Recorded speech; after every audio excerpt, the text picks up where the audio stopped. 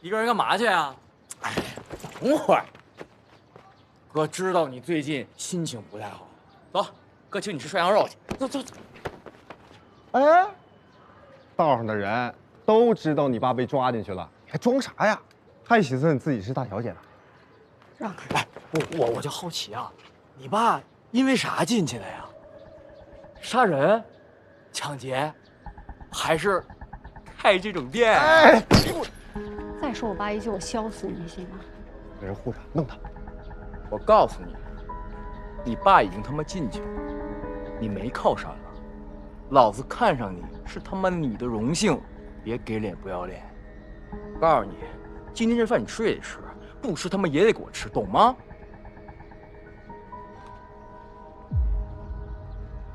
之前我爸在的时候，你们连个屁都不敢放。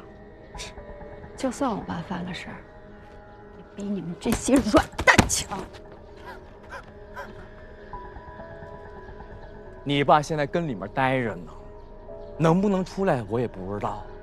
你把你他妈大小姐脾气给我收起来，懂吗？操，懒的！去！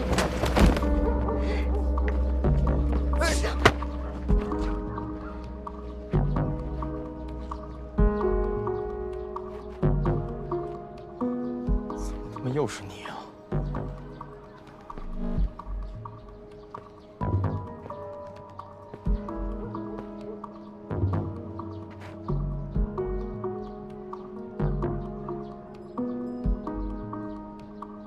小林总，伤又好了？怎么了？没怎么，给我个面子，离他远点。好，我今儿给你这面子，就这一次。走，快他妈走！以后你看着有点眼力劲儿。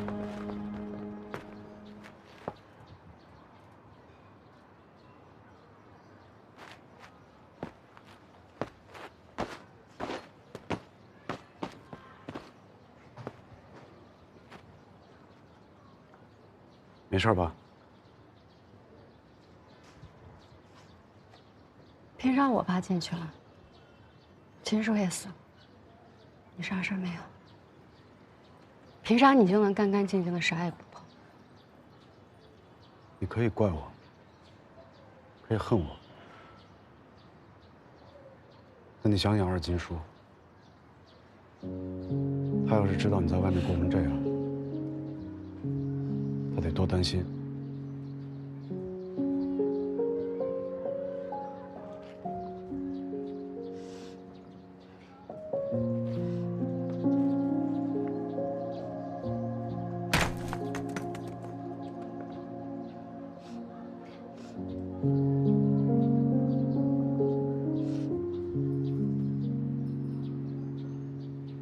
送你回家吧。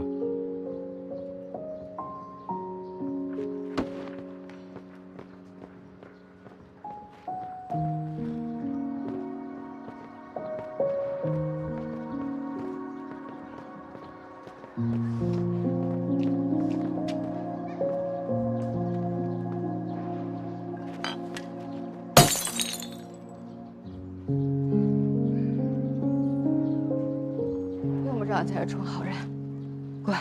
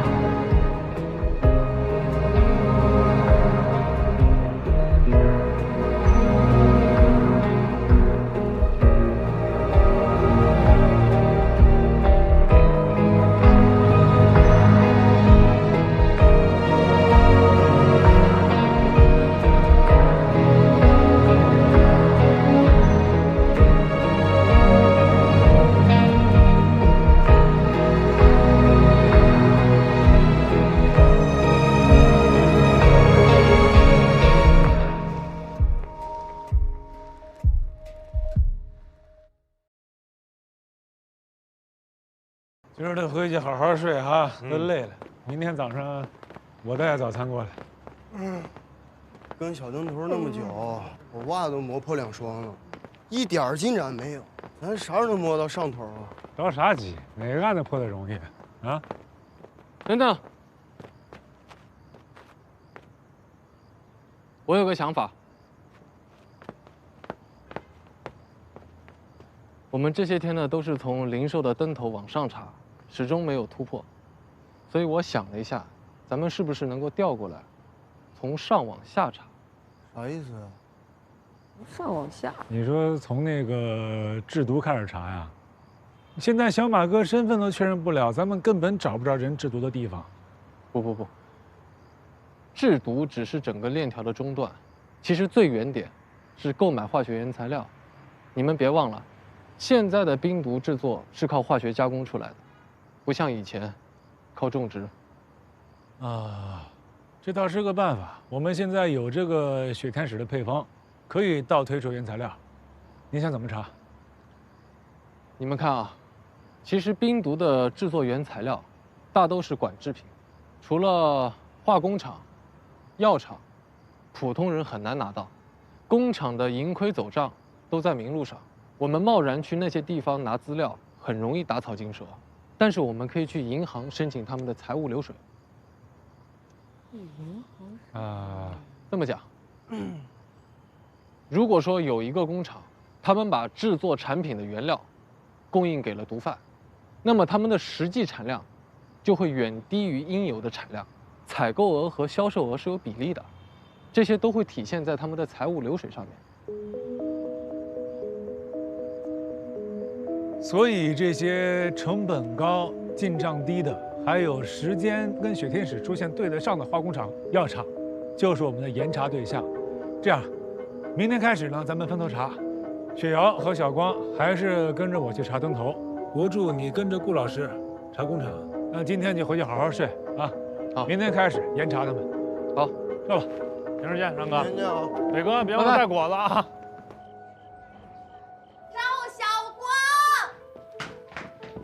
楠楠，不是你俩咋在这儿呢？你大晚上往人这跑什么呀？我借了电影带来看，咋的啦？几点了？过来看看。你回去吧，明儿再看。我们这看别的。你们这看啥呢？哎呀，这放松还挑破案的来看，这就没劲儿找找灵感嘛。坐。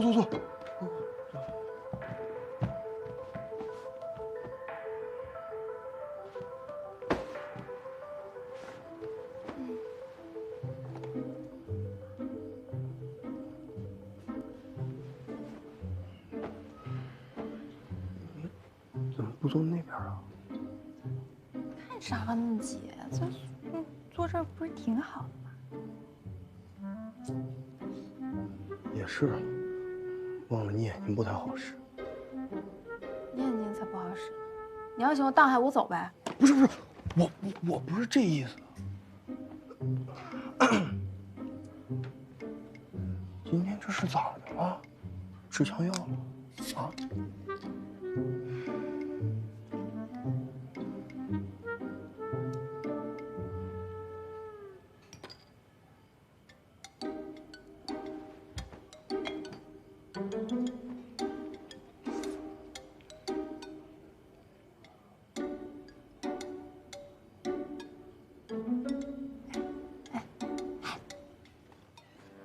过2天郑秋你爸妈就要回来了，陪我去挑挑东西呗。他们今天给我带礼物，我也想去孝敬儿了。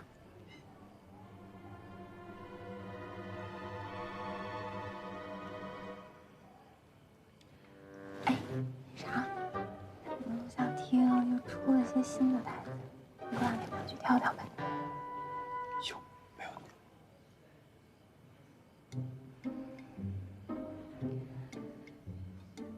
不是你今天话怎么那么少啊？大哥，他看片的时候不喜欢别人多说话，有事儿。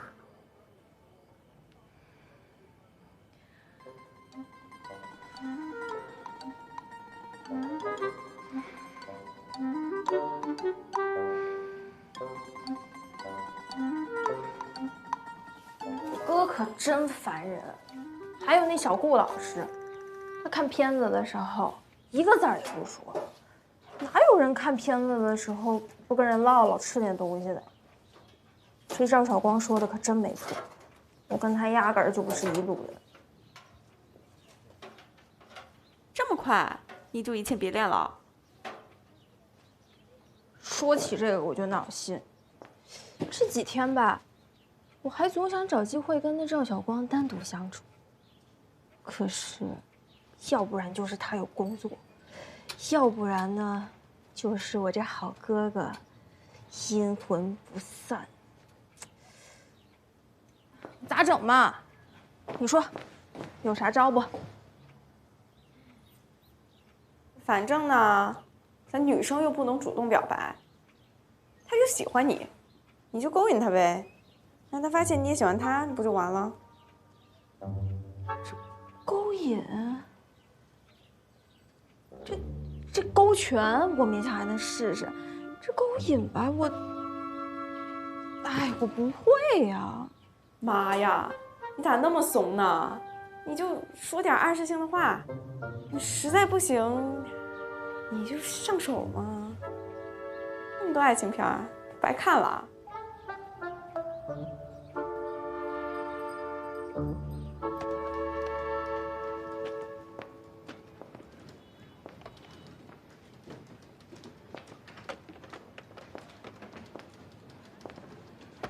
你这儿咋挑的都是爱情片啊？你不会处对象了吧？没有，我就提前学习学习。哦，我以前吧喜欢《大话西游》的至尊宝，后来喜欢《天龙八部》的乔峰，最近看《冲锋队》，觉得那陈小春也挺帅的。其实他不管是不是主角，只要是警察，好像就挺让人有安全感。所以吧，我就想说，我这个人比较善变，喜欢上谁都有可能。你懂我意思吧？你可能喜欢上任何人，但就不可能是我。这么明显的暗示，我还能不明白吗？我懂。我得抓紧时间，趁你的盖世英雄出现前，多出来跟你玩玩。等你处上对象了，我就可以撤了。不是我，别说了，我心里都明白的。明白个屁呀！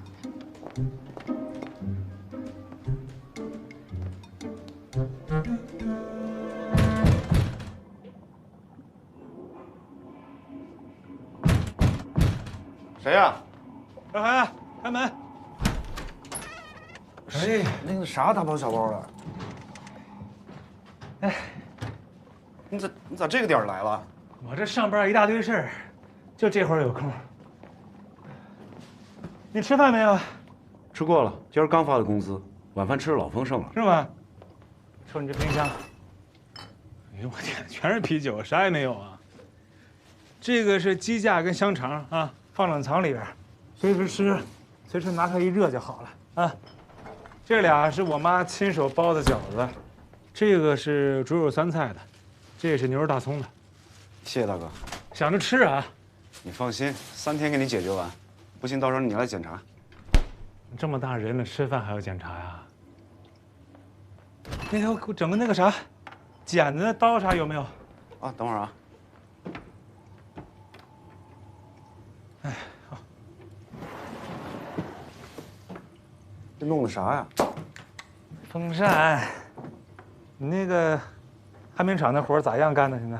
还挺好，老板还挺照顾我。你这个活啊，没啥上升空间了。你看看，要不要自己干点什么小买卖啥的？我还真这么想过，但是具体做啥买卖也没想好，我再研究研究。你研究研究看看，你姐不也自己开药店吗？做生意方面啊，她有经验，能告诉你。你到时候想干啥，你说开个什么店儿，你跟我说，我把这些店面啊啥的都给你安排好。得嘞。这是背面吧？对对，给我装。这是背面。哎，转起来。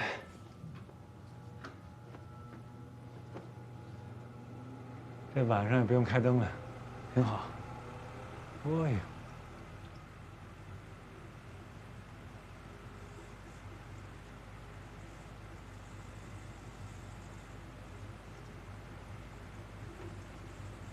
大哥，你这送完凉席送彩电，送完彩电送电扇，你们警察工资那么高呢？一个月好几千，我这不都攒的钱吗？我平时花啥钱呢我？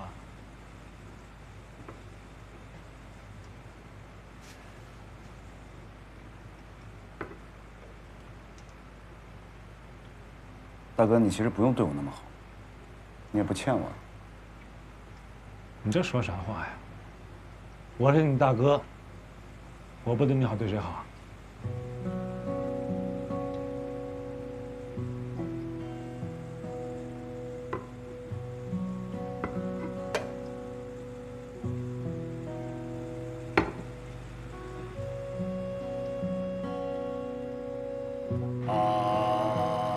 你在上后边才好使吧？在这么好使吗？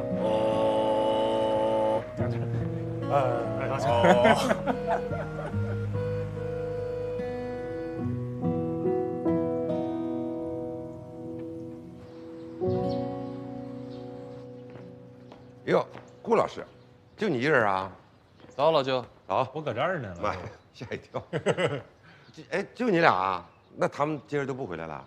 对，今天辛苦老舅了。这还辛苦啥？你就光管俩人饭，我还省事儿了呢。这算给我减负。这玩意儿还真行哈！你筛查这么多资料，他们咋不回来帮忙呢？嗨，那不各司其职吗？我跟然哥这屁股坐得住，看得细。小光瑶瑶他俩好动，就让他们去走访挺好的，少得再让小光叨烦咱。就是不乐意干细活吧？哼，那行了，那你俩忙吧，我给你弄点好吃的。辛苦喽，老舅。不辛苦。然哥，你说。你说这根据雪天使流通程度的判断，原材料消耗这么大，普通小厂也很难满足毒贩们的需求，所以咱们只能从中大规模的厂子入手。这万一对方要反着来呢？他们只挑小厂，多挑几家，就为逃避追查，那咱可咋弄啊？他们是在贩毒，多一个人知道就多一份危险，更重要的是还多一个人分钱。从经济的角度，他们也不会这么干的。哦，有道理。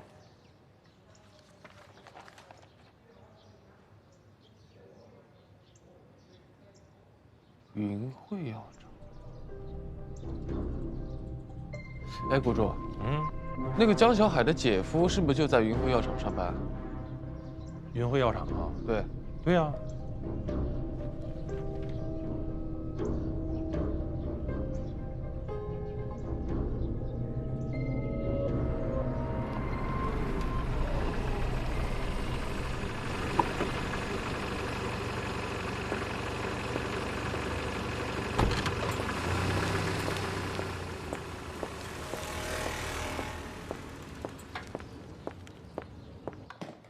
食堂里的菜啊太油，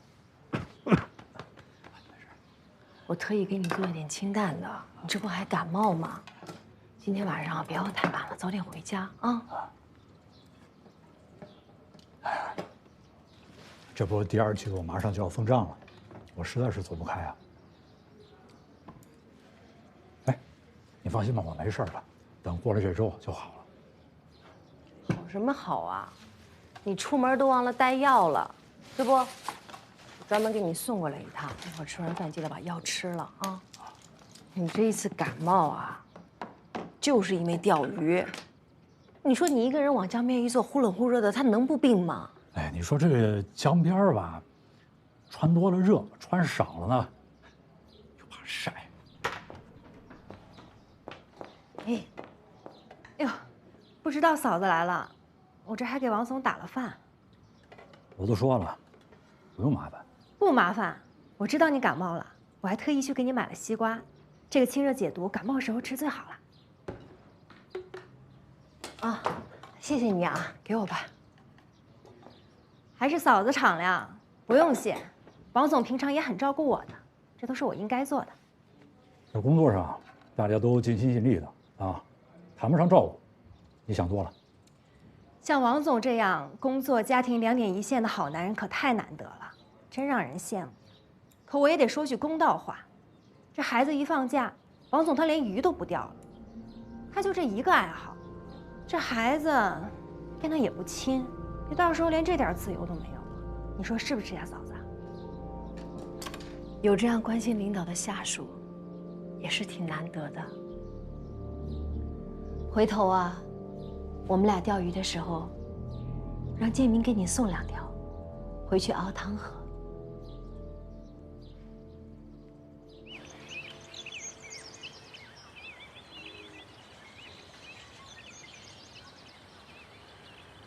俺有了，胖哥，这个不小。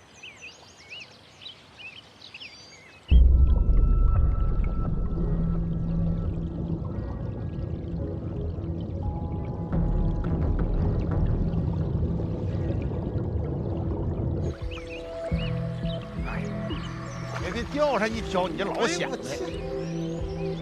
哎，这个不小，这个不小。今天给你点口嘛，李哥。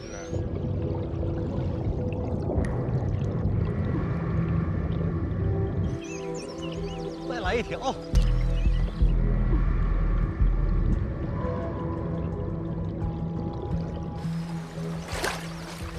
哎呦！啊！哎呀呀！大哥呀，是个人呢。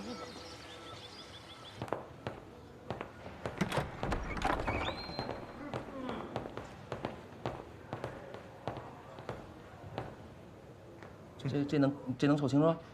你这瞅不清楚，那来这个，这行吗？这行，这清楚，这清楚，嗯，这行，这清楚，这清楚啊。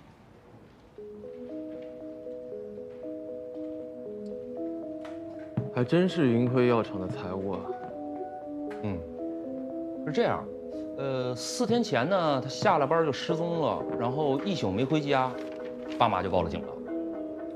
尸体发现的时候呢，一直泡在水里面，就没有办法确定具体的死亡时间，但可以肯定是超过72小时了。哦，对，你看啊，这个死者头部生前的时候呢，遭过钝物击打，但是死因是溺亡。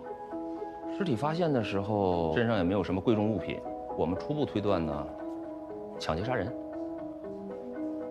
他这牙怎么回事啊？法医说是打斗的时候撕咬凶手造成的。你看这牙崩的，用老大劲了。我觉得呀，凶手身上肯定会齿痕。指甲里发现什么了吗？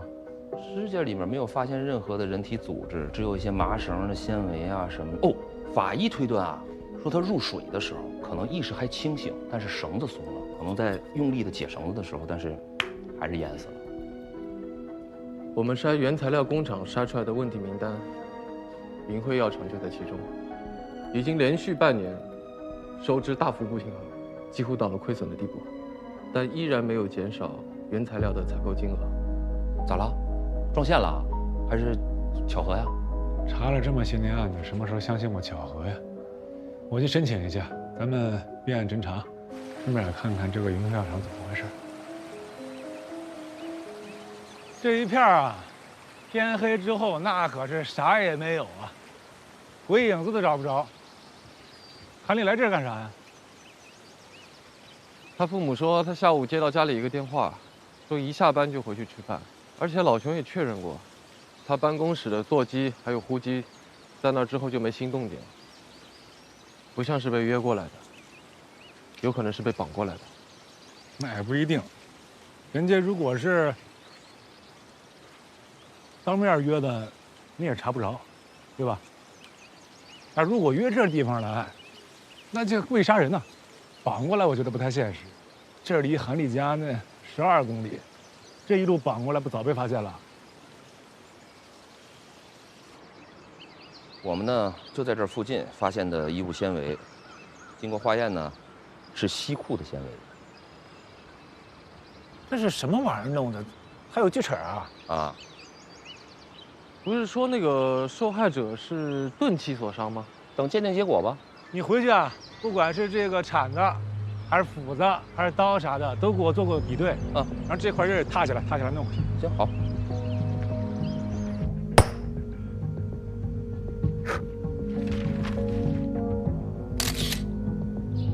婶儿，跟你打听个事儿啊。这人你看看，你见过没？这人。大爷。哎，你好。这个人您见过吗？没有，没见过。您再想想呢，再想想。这个穿常服的时候呢？确实没见过。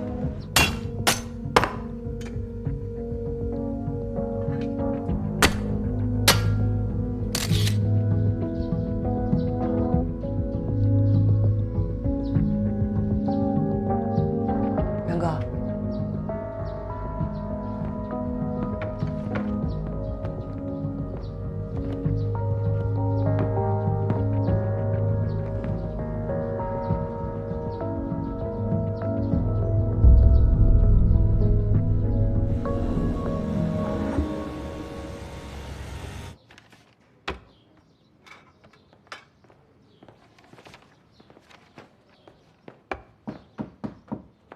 王哥，哎，郑警官，打扰你一下啊。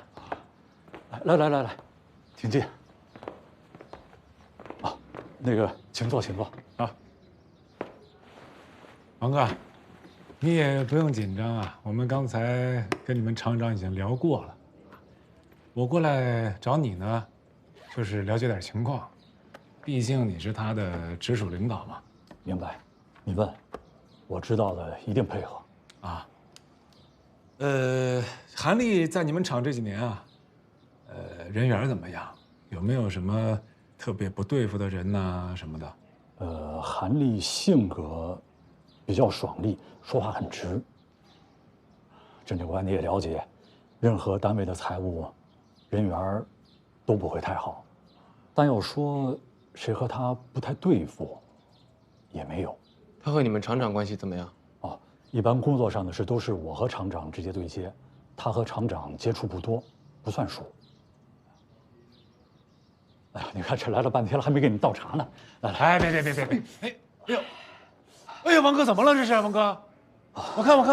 没事。我和你说啊，这前日子和厂长处理应酬，哎呦我天，我看看，喝多了，这个有人打架闹事，你看。哎呀，这一不小心烫伤的。他这牙怎么回事啊？法医说是打斗的时候撕咬凶手造成的。我的天哪，这烫的太狠了！王哥，这种伤这天啊，别捂上啊，回去你抹点那个香油，烫伤膏，是吧？这太严重了，那嫂子得心疼坏了吧？啊，我给你们倒茶啊！别，王哥，我问两句就走了，您坐啊。那王哥，咱说回来啊，韩丽没有关系特别不好的，那她有没有关系特别好的人呢？我印象中没有。哦，那她和你的关系呢？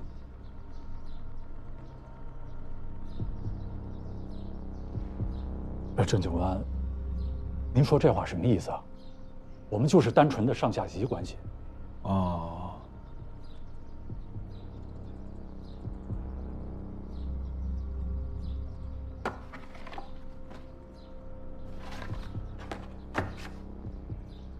这照片中，韩丽明显的有意向你倾斜。这种下意识的动作，表明了她对你十分亲近。啊，王哥，这照片啊，找到的时候不是这样的啊。那会儿啊，嫂子的脸被墨水涂上了，你看这还有印儿呢，看见没？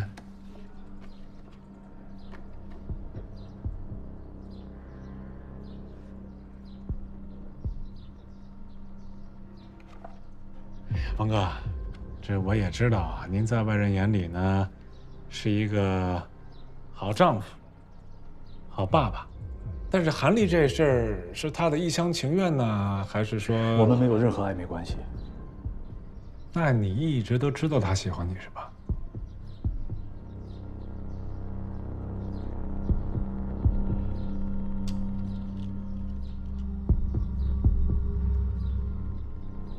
我一直都装作不知道。我不想同事之间的关系弄得很尴尬。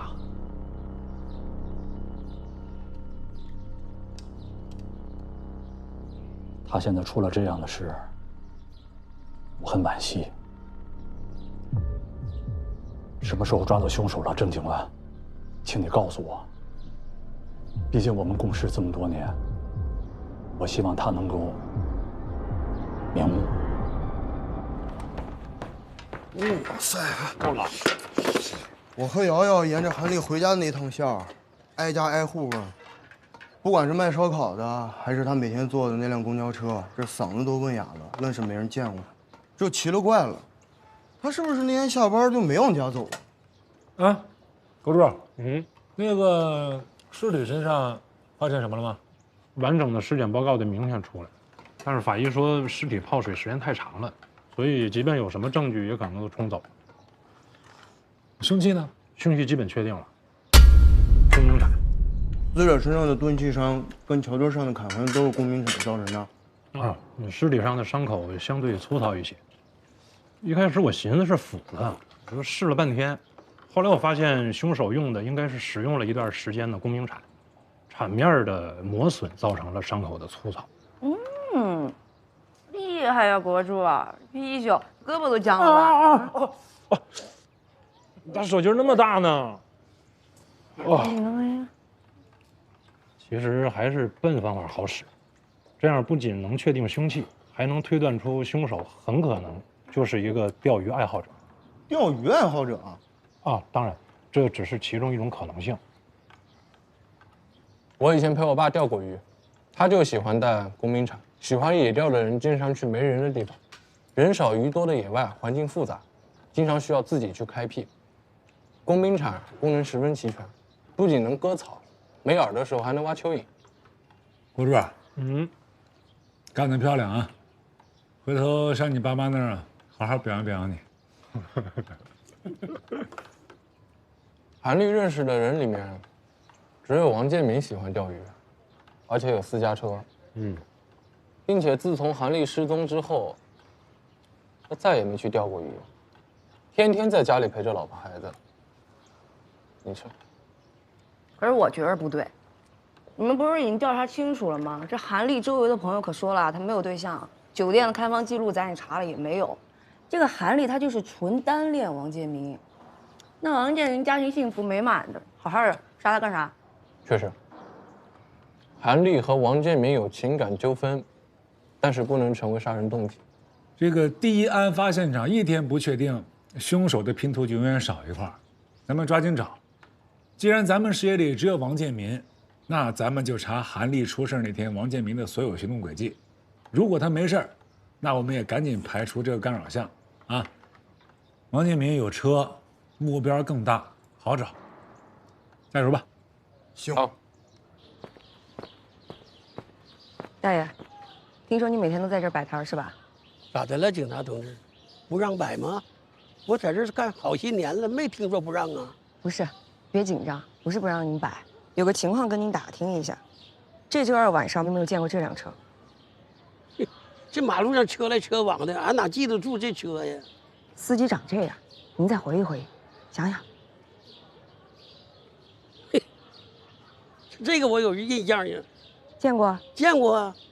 哎呀，那天晚上嘛，天太热，马路人都少了，我寻思早点收摊回家。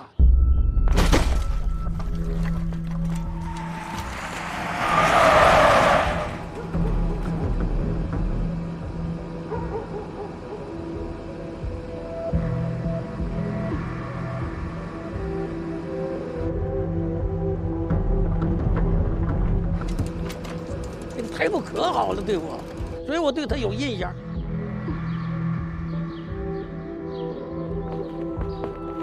根据大爷提供的线索，我们锁定了这个案发地点。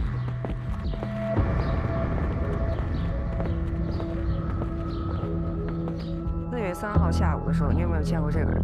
没看见。你再想想，大概这么高。那这辆车呢？白色的。没看见。这条街这附近都没看见。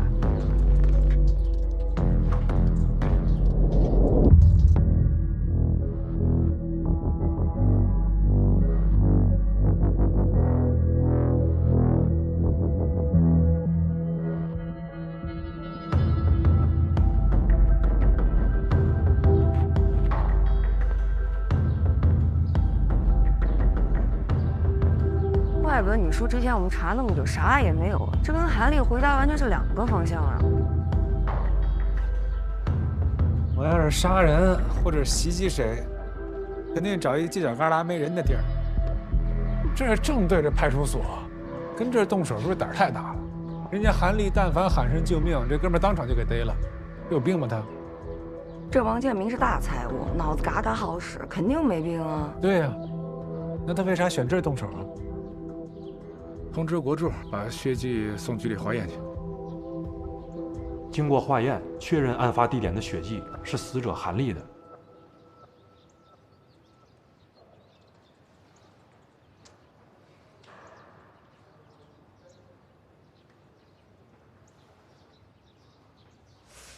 你们不觉得他贼分裂吗？你说他聪明吧，他在离派出所不到100米的地方杀人；说他不计后果吧，他又贼谨慎，还知道换个地方抛尸。知识分子动笔多过动手，这要是让我跑那么大老远去抛尸，我指定不行。这先锋路派出所也不是王建民常去的地方，就算尸体被发现，也怀疑不到他头上啊。咱别管他动机是啥，反正医院都说了，他之前受伤住院，左手压根没烧伤，他心里没鬼，干啥说谎呀？咱就直接给他拉回来，一审啥都知道了。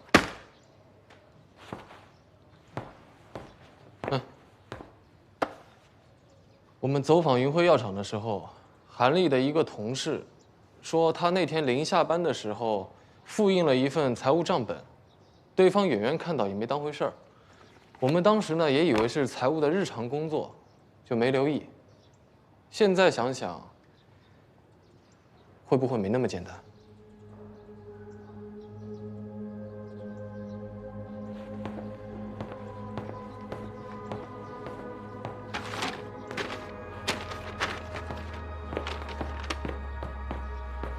你看啊，这个先锋路派出所就是离药厂最近的派出所。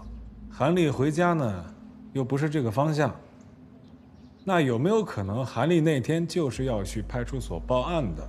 王建民没有办法，才选择在那儿动的手。我们联合大案队调查，就是觉得云辉药厂有涉毒的可能。韩丽很可能发现药厂有问题，复印的账本就是证据。王建民杀人灭口就是为了销毁这个证据。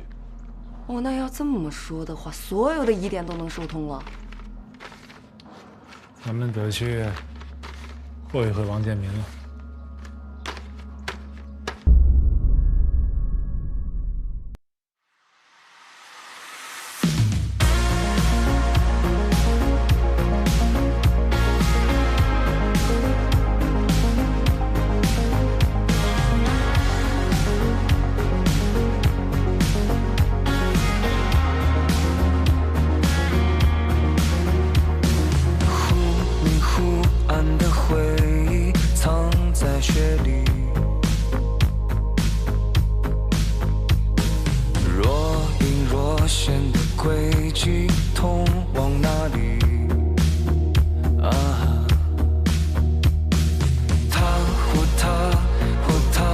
在诉说着什么道理，我却听不清自己的声音。